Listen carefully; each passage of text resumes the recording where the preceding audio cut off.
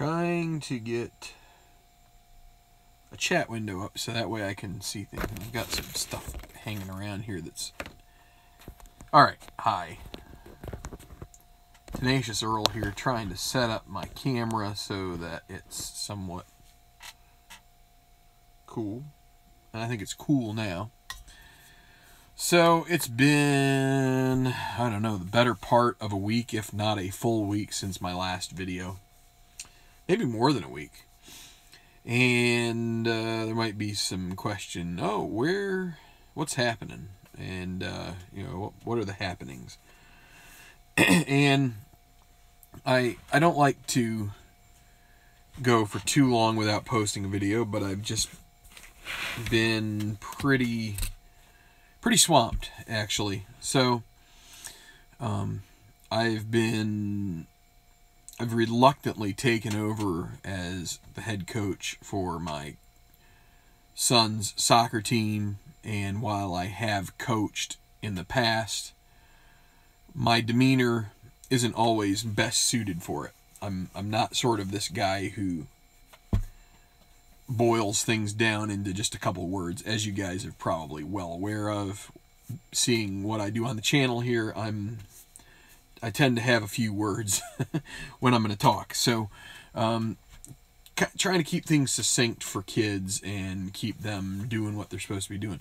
We did have a victory this weekend, which was great. And then we had practice tonight, which kind of like, it brought me down a little bit because, again, there were some... It's not always perfect.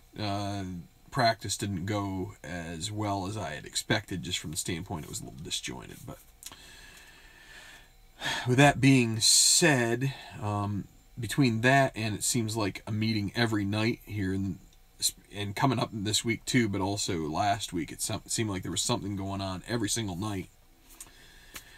And my son wanting me to play video games with him, it's gotten really kind of not easy to be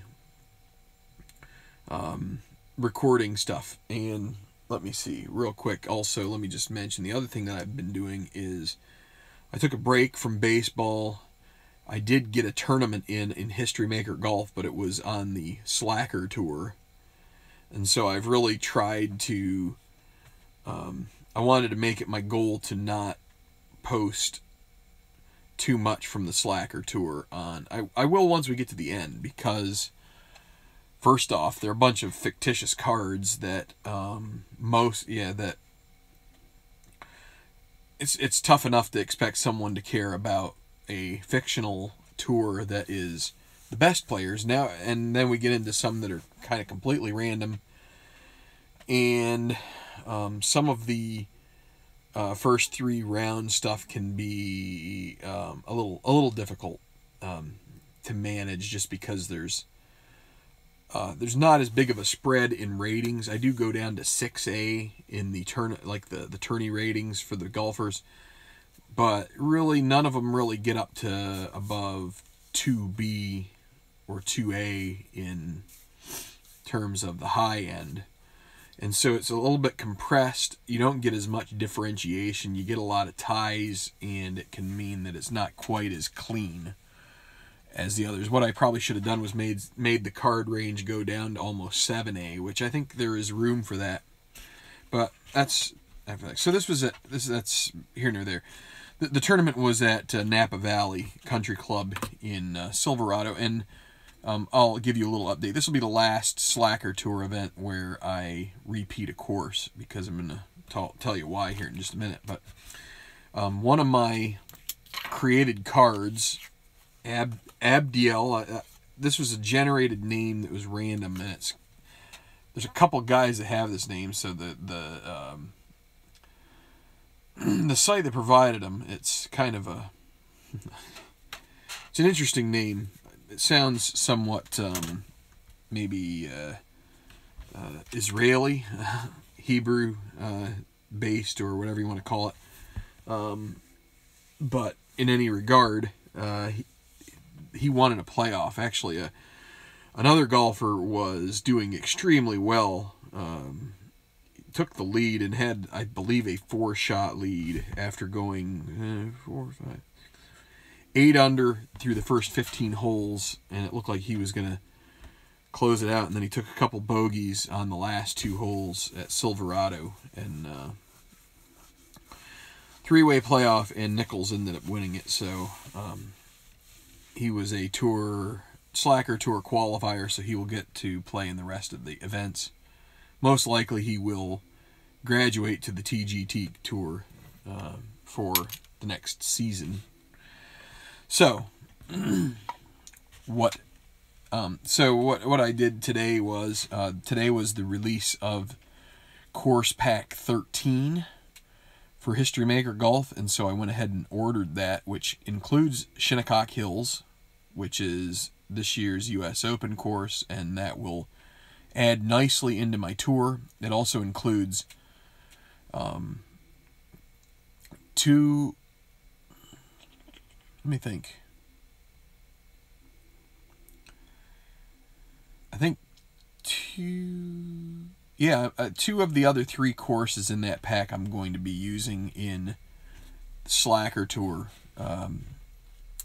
That's Bay Hill, which is a mainstay on tour. If I would have had that in the early going, I would have absolutely put that on the TGT Tour. So what I did was I decided that from the rest of the season forward, so we've got about, in Slacker Tour, we've got about 8 or 9 tournaments left. I didn't want to go into repeating tournaments, just because maybe 9 tournaments, but I hate repeating the courses, and I do have enough now to do it. But I also, for Slacker, I want to keep in mind that the tour is based in sort of modest earnings, and to expect a golfer to go to China because I have some courses that are in Malaysia, China, and such. And also there are other course packs that I haven't purchased that are available. I could have done that, but to expect them to go over to England for a tournament is probably not. It's probably not something you would expect out of the Nike Tour. So that's where that is. So I'm getting Course Pack 13, and I'm also getting Course Pack 7. So I mentioned Bay Hill. The other one, oh man, now I'm drawing a blank. There's another one in that course pack that I am... what I should do is bring up the website. So it was actually nice because there were 3 of the 4 courses were regular tour stops. So give me a moment here while I bring it up. Play.com again. I'm not trying to do advertising or anything for them, but they're I like the games, and I'll show some more. So so Shinnecock I mentioned. So Ridgewood, that's a pure stop. That's one of the playoff events is there every year, but I'm not using that. I'm not sure why. I guess because I didn't want to change anything on the Tenacious Tour. But then, Muirfield Village, or Spirit of Scotland, is the name of the fictitious course. But Muirfield Village, so I'm adding that in there. And I'm also getting Course Pack 7. So what I did is I made up a little spreadsheet to try and visualize where the courses, which courses were used in which tour, and what courses were actually used in real life for the PGA Tour as regular courses. There are some that are like auxiliary courses, like, for instance, Pacific Pines North, which is Torrey Pines. For the first 2 rounds of that tournament in real life, they use 2 courses and split the field, and then they bring them together for the South course. So that's for the final 2 rounds. So the North course is an auxiliary. Also, Spyglass Hill in Course Pack 1 is, because they do use that sometimes in the early goings of the Pebble Beach Pro-Am, but to me, those aren't useful. The major courses are a little less useful as well, but I made some decisions, and I'll just go through those in just a second. But Course Collection 7 had enough regular tour stops that it seemed to make the most sense for me. So it did have that north course from Pacific Pines, which is, I could actually use that. If I would have had that earlier in the season again, I probably would have put that in Slacker, just because we could have played Torrey Pines North. It would have been a kind of a good course just to let the wannabes smack the ball around on. But it does have Pearl River, which is Country Club of Jackson, Mississippi, where there's, I think, the Sanderson Farms Classic or Championship is held there every year. Rock River, which is in Illinois, which is TPC Deer Run, has a tournament every year. So those are the two. And then Phone's Country Club is Oakmont, which is a major course. That one's not quite as useful for me. I really don't like using a lot of major courses, just because I feel like it's not, well, especially if they are like Shinnecock Hills. I would never use that on a tour event. Oakmont, no way.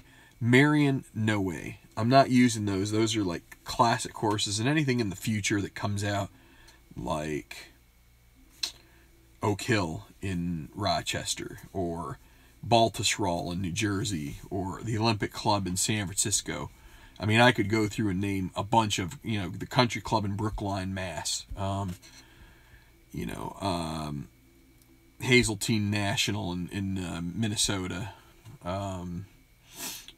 There's a lot of these classic tracks that, Congressional is in theory one. They did have some regular PGA Tour events there, but and actually the TGT is going to use that as one of their playoff classics. But I'm trying to think of a few others that are just absolute, masterpieces that you're not going to use as a regular tour event. Are there any in Southern Cal? Those there's usually a rotation. Pebble Beach is in that rotation, or it used to be. They kind of got away from the rotation some. Cog Hill in Illinois was another one. So another major course is Erin Hills in Wisconsin, and I am going to use that.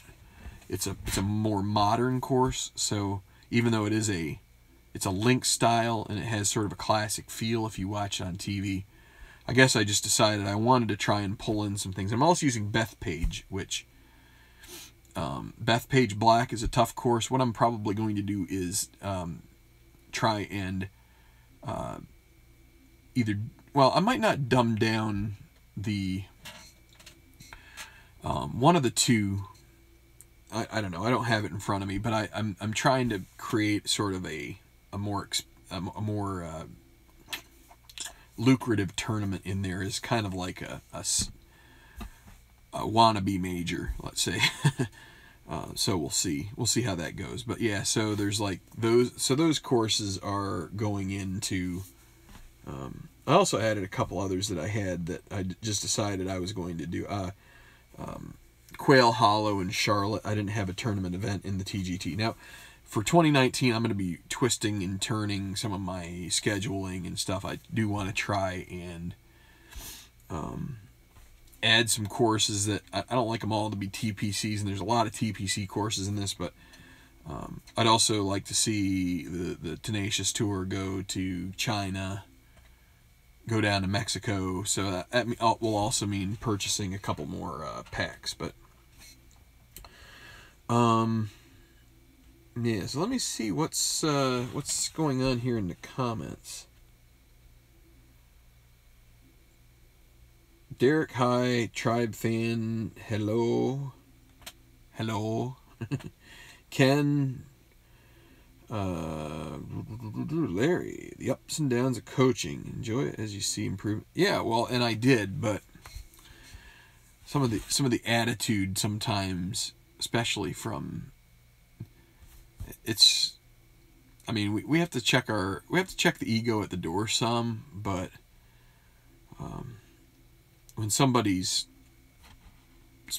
especially it's my kid to an extent, is trying to push the buttons because that's kind of they've found that's something that they can do.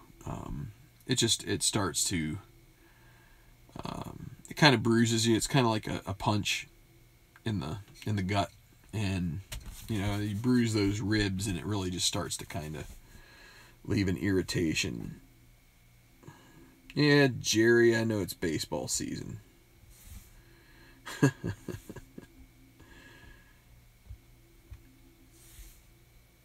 Tribe fan is on game 109 of his, I guess that's probably Mets. Yeah, that's the Mets project. That's another one of those projects that he does that he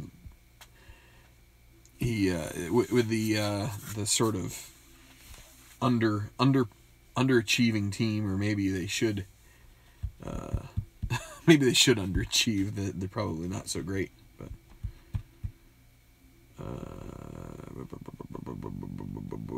Derek's replaying something Yankees with Lou Gehrig and Babe Ruth.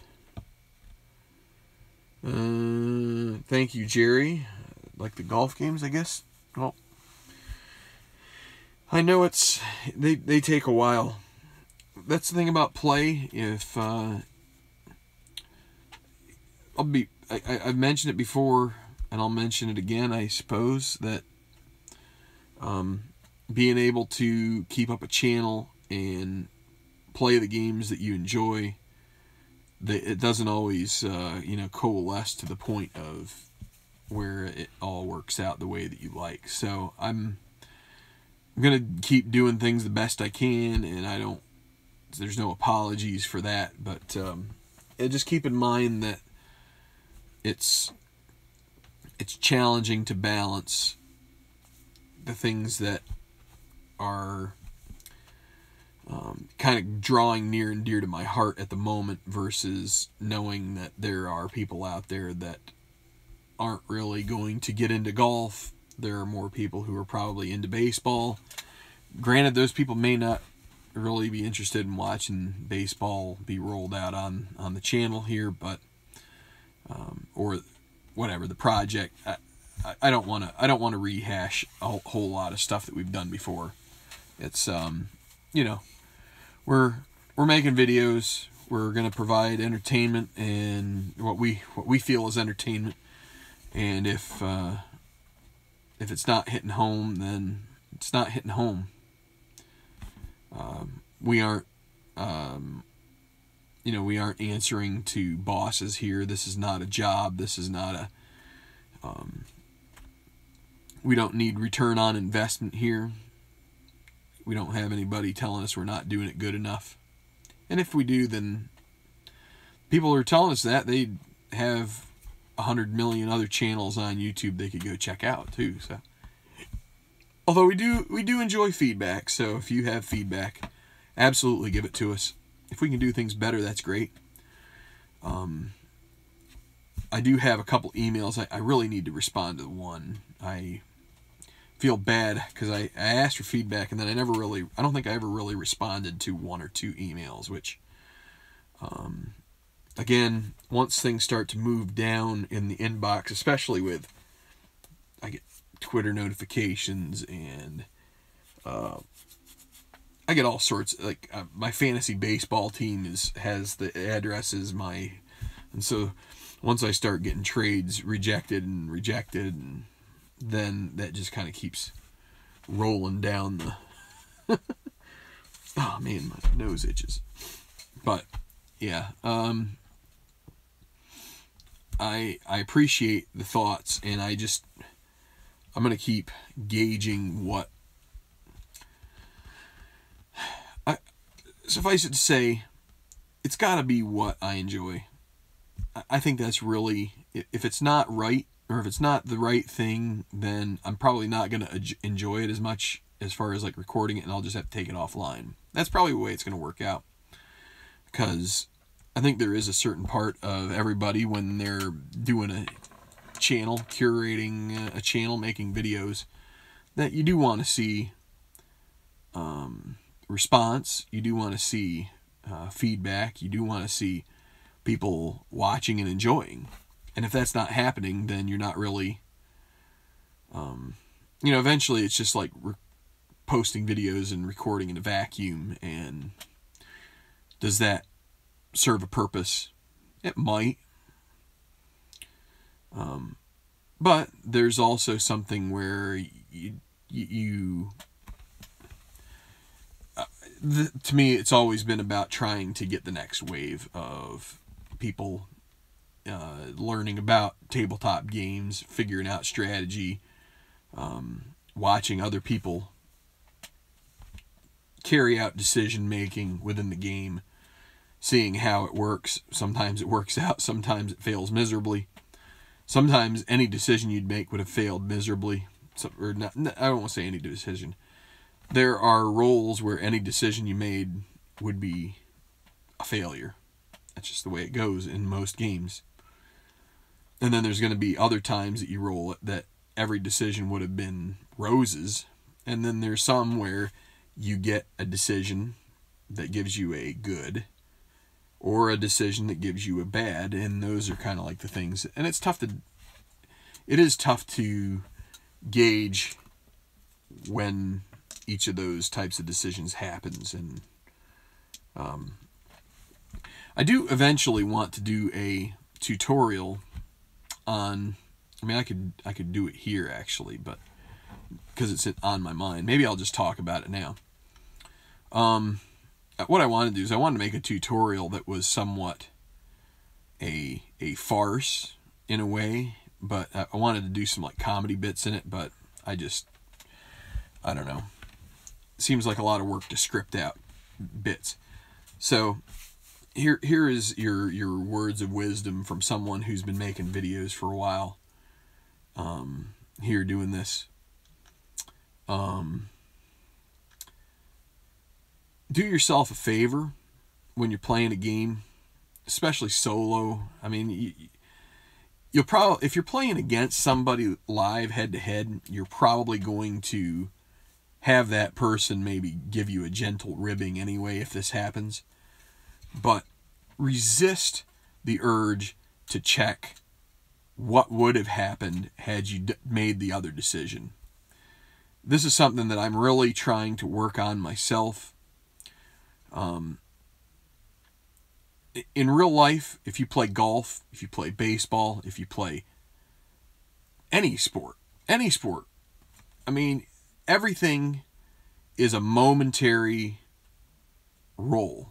And so the comedy bits I wanted to do was like, I'd be rolling the dice and, oh, there's a strikeout. And then I'd say, rewind it, different parallel universe. I'd roll the dice, and just as I get a chance to roll it, somebody like yells at me, and I throw the dice halfway across the room, and then I pick them back up and roll it again, and there's a home run. And it's like, okay, well, did I really? It's a completely different roll, completely different, and every little bit. Sometimes you might just have someone yell, and you still get it right, but it just barely changes the way that you like spin the dice or whatever. You just don't know what, I mean,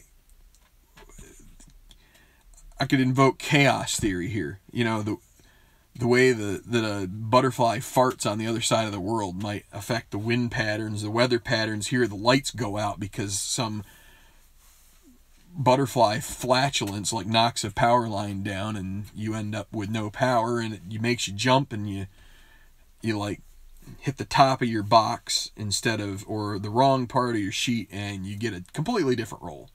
You have no way of knowing what that result is going to be, and that result on that second roll, or, I mean, if you're really interested, what you really need to do is you need to take those dice and roll them about 100,000 times, and then go to the mean. Find the mean, find what your percentages are out of those. And that's that's where you make your right decisions. But here again, this is the advice.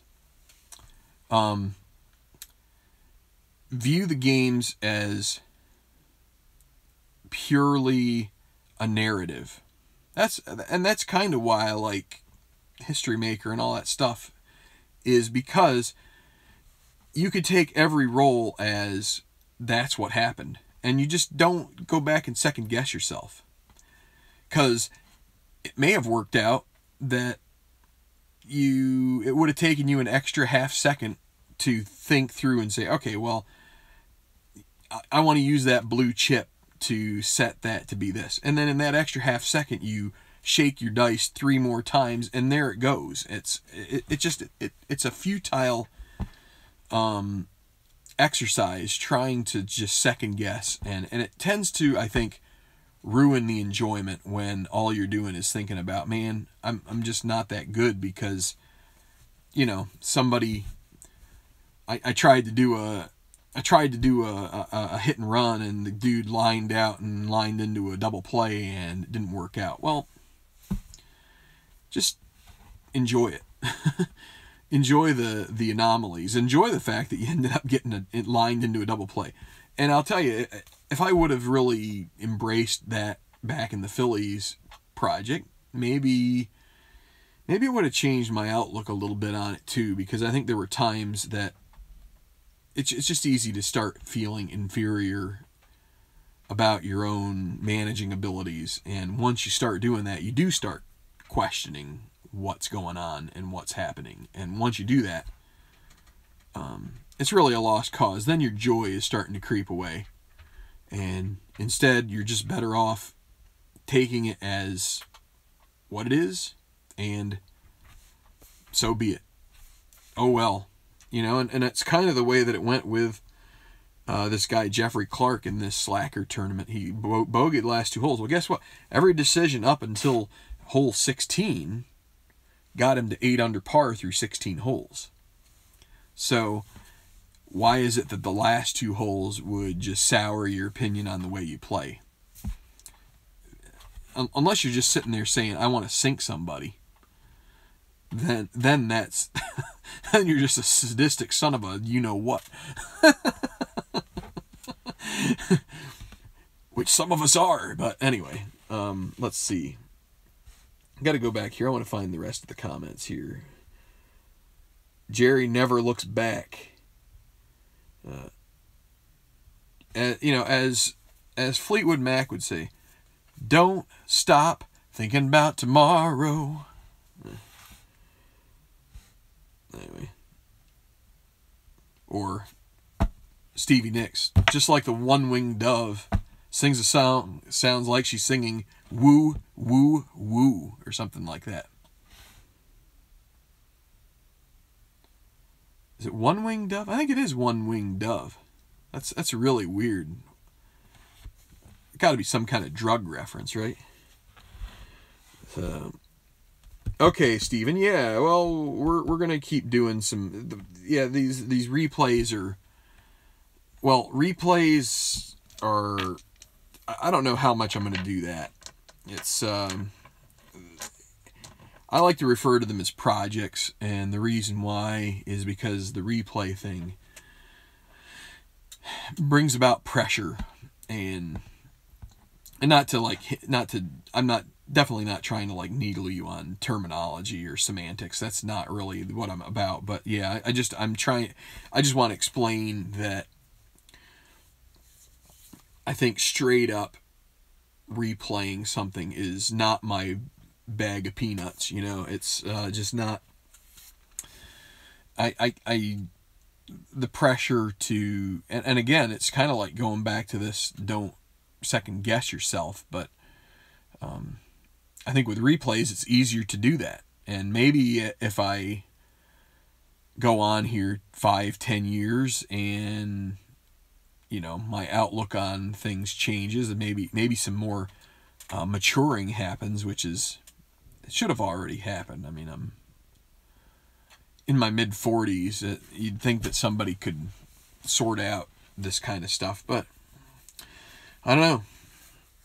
more things change, the more they stay the same, and I don't know. So, but anyway, I probably won't do a replay for a while until I get comfortable with myself. Maybe the thing to do is, I think I've mentioned it before, Tribe Fans replays, at least in his case, he's probably talking about a situation where he's not having to reproduce greatness, but instead reproduce mediocrity and hoping to get somewhere close to mediocre. Which I think it would still be frustrating, but at least it's expected frustration. And you probably, I think by Stratomatic's engine, you're probably, I feel like it must round off the edges some. It might make it so that the better teams have a tougher time being great, and the poorer teams maybe aren't going to hit bottom quite as hard, but I don't know. I haven't done enough projects to really see that. So, yep. So, nice thing about APBA Baseball. No evil 20 die lurking in the background.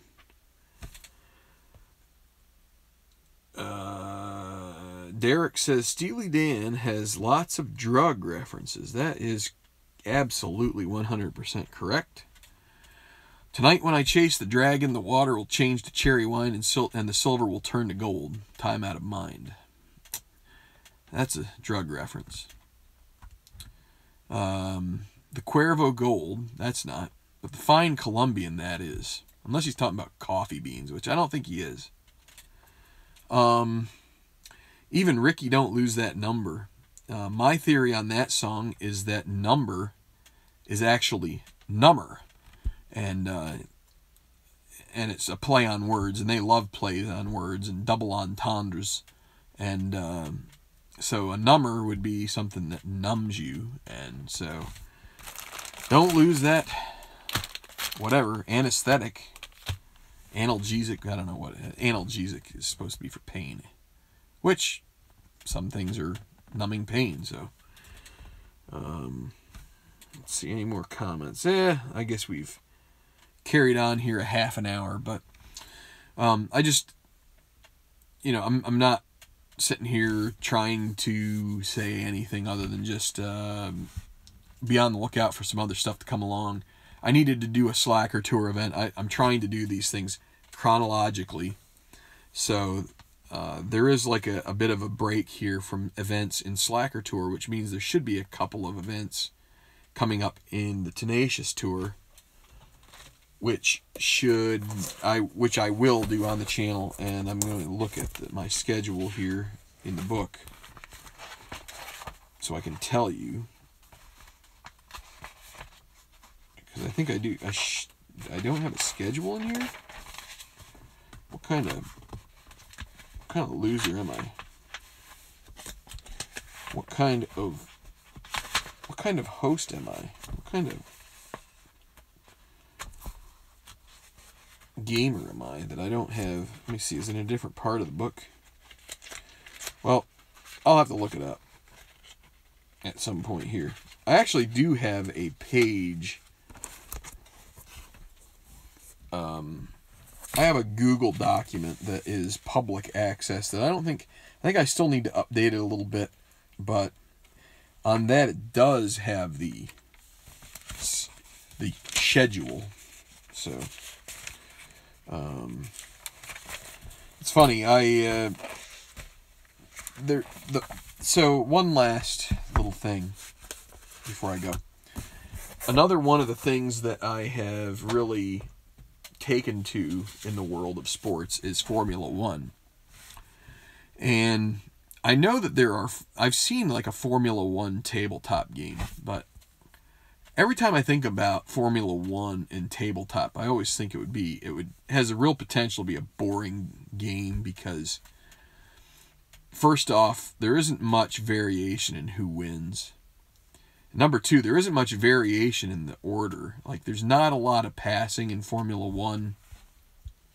The courses are unique, but it's the type of racing that is, I would say, for the person who is into soccer and chess, and it's kind of a chess match. So I know that Play has red, white, and blue racing, and I can't imagine that engine would even come close to simulating Formula One, because there's just too much. I think there's probably too many passes in red, white, and blue racing. I'm assuming. I haven't seen any of the game, but Stratomatic Delaware. Make one. No, I mean, making one is not a big deal, but, well, it is a big deal. Making one earns you money. Making one that people want to buy, that earns you money, and earns you credibility.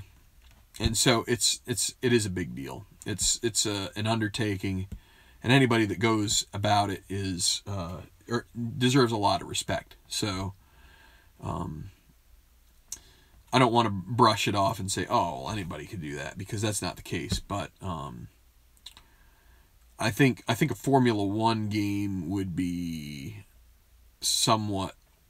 Now, the race from this past weekend was a little bit exciting, but for the most part, it's usually a relatively clean race. There's not a lot of wrecks. The cars are pretty unforgiving if you go and try to, like, touch somebody. You either break your own car, or you'll puncture a tire, or it's not like NASCAR where you've got sheet metal covering the tires and you can, like, go rubbing and bumping, and you can come up right up on their bumper and bump draft them and all that good stuff, and there's really very little impact on your aerodynamic efficiency and all that good stuff. In open wheel racing, you start playing tag with your competitors, and you're liable to end up out of the race. And especially in Formula One, where teams get very, like, the rules on changing equipment, especially engine equipment and all that other stuff. You just don't want to. You don't want to take a car that's not going to perform to its max and leave it out there to add up miles, because the cars are tuned to run it at really peak performance. I think the NASCAR's rules about engines and stuff like that are pretty weak compared to Formula One, where you only get a certain number of engine changes per year. I think it's 3. You might get 5 gearboxes or something. Once you've had qualifying, you can't touch the dang thing, aside from just the aerodynamic surfaces and the suspension and stuff like that, making minor adjustments to camber, and I mean, there's things you can do, but it's like once parc ferme's in you can't do much with it. So if a team thinks it doesn't have a shot in heck of being above 20th, they'll just abort the run and say, let's bring that thing in and save it, because the engine has a certain life, and when it's running the way that runs, I mean, it's like a V6, so it's not like it's some big monster. It's a monster. It runs great, but it's at peak performance, and with the stress that those things go under, you got to be careful. So it's anyway.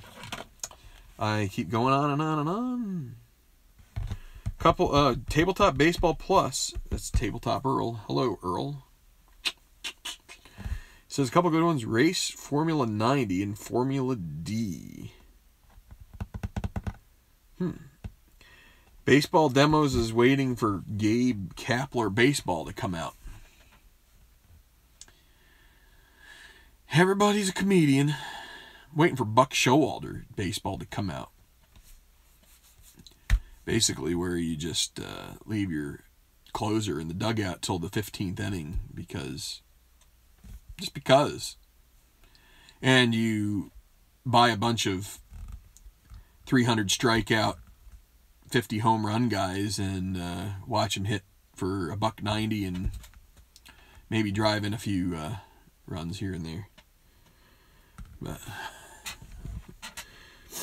But yeah, a little bit of slap the ball around the diamond isn't going to happen too much with Buck Showalter teams.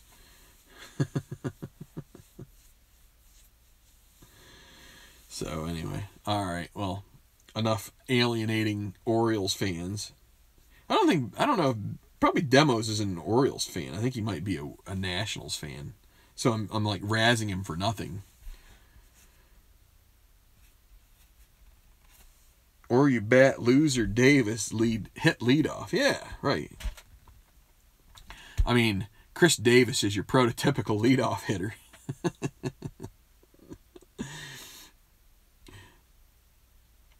He couldn't steal second after at midnight with the keys to the equipment tent or whatever, equipment shed. Anyway, all right, good. Hey, Larry Rice. Yeah, I've been hanging around here. I've had a bunch of people check in. I appreciate y'all checking in. I just wanted to check in and give you guys I'm still here. I haven't forgotten about you. I'm planning to get something going eventually, but just give me some time because I'm trying to herd cats with my son's soccer team, and it's the win was nice, but there's some challenges that I keep working through, and I'm trying to lean on God to help me get through this because I'm not getting through it myself. But no, it'll be okay. Kids are actually pretty good. I feel like I could not have practices and just kind of like throw them out there and they're going to do pretty well. But, it's good to kind of try and teach them some fundamentals and keep them going. But anyway, good night, guys. I need to get to bed. Have a great one. Hope to see you back here with probably some TGT next. I just can't. I don't think I can get back to baseball right away. I think I'm going to have to do a little more of this and catch up with Dustin Emmerich and Trent McAdams and all those gentlemen. So, good night, everybody that's out there in tabletop baseball land. I hope you guys, again, my advice, don't second guess. Don't re-roll. Don't do any of that. Don't go back and try to see what would have happened. Just accept the result. Enjoy it. And enjoy your sports on the tabletop here. We'll be back soon. And thanks a lot. God bless, everybody.